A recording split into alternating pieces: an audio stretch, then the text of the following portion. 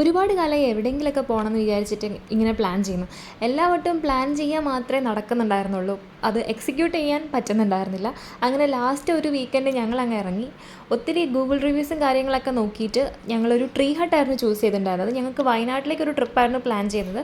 കുറച്ച് പ്രകൃതി രമണീയമായ സ്ഥലങ്ങളൊക്കെ ഒന്ന് കാണുക, മനസ്സൊക്കെ ഒന്ന് റീഫ്രഷ് ചെയ്യുക എന്നുള്ളൊരു ഉദ്ദേശത്തോടു കൂടിയുള്ളൊരു ട്രിപ്പായിരുന്നു. ഒരു 2 ഡേ ട്രിപ്പായിരുന്നു. അതിന് ഞങ്ങൾ വയനാട്ടിൽ തന്നെ ഒരുപാട് ട്രീ ഹട്ട്സ് ഉണ്ടായിരുന്നു. അതിൽ ബെസ്റ്റ് ഗൂഗിൾ റിവ്യൂസ് ഉണ്ടായിരുന്ന ഒരു ട്രീ ഹട്ട് ആണ് ഞങ്ങൾ ചൂസ് ചെയ്തിട്ടുണ്ടായിരുന്നത്. ഇത് വയനാട്ടിലുള്ള പ്ലാനറ്റ് ഗ്രീൻ പ്ലാന്റേഷൻ റിസോർട്ടാണ്.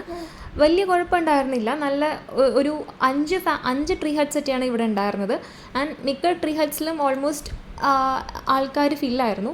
അതുപോലെ തന്നെ ഇതിൻ്റെ അടുത്ത് തന്നെ നമുക്ക് വേറെയും ട്രീ ഹട്ട്സ് ഉണ്ടായിരുന്നു. രാത്രിയൊക്കെ ആയ സമയത്ത് മറ്റ് ട്രീ ഹട്ട്സിലെ ക്യാമ്പ് ഫയറിൻ്റെ സൗണ്ട് നമുക്ക് നമ്മുടെ ട്രീ ഹട്ടിൽ ഇരുന്നിട്ടുണ്ടെങ്കിൽ കേൾക്കാൻ പറ്റുമായിരുന്നു.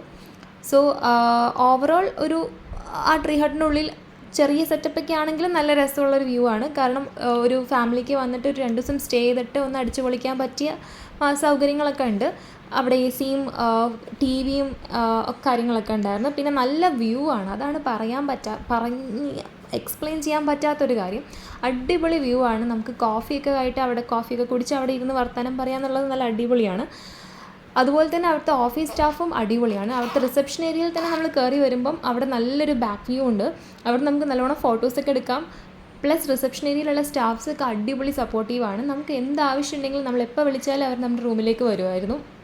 ആൻഡ് ഫുഡും കാര്യങ്ങളൊക്കെ കൊണ്ടുതരും. നമുക്ക് ഐദർ അവരുടെ ക്യാൻറ്റീനിൽ പോയിട്ട് ഫുഡ് കഴിക്കാം, അല്ലെങ്കിൽ നമ്മൾ ഓർഡർ ചെയ്യുകയാണെങ്കിൽ നമ്മുടെ റൂമിലോട്ട് അവർ ഫുഡ് കൊണ്ടുവന്ന് തരുമായിരുന്നു. ആൻഡ് ഓൾമോസ്റ്റ് എല്ലാ വെജ് ആൻഡ് നോൺ വെജ് ഐറ്റംസും അവിടെ ഉണ്ടായിരുന്നു. ആൻഡ് ഫുഡും അത്യാവശ്യം കുഴപ്പമുണ്ടായിരുന്നില്ല. പിന്നെ അതുപോലെ തന്നെ ഇതിൻ്റെ പുറത്തോട്ട് നോക്കുകയാണെങ്കിൽ ഒരുപാട് ജീവിജാലങ്ങളുണ്ടായിരുന്നു. ഒരുപാട് സാധനങ്ങൾ, കുരങ്ങന്മാരും കാര്യങ്ങളൊക്കെ ഉണ്ടായിരുന്നു. നമുക്കിങ്ങനെ പുറത്ത് നോക്കിയിരുന്നിട്ട് കാര്യങ്ങളൊക്കെ വിസിറ്റ് ചെയ്യാം.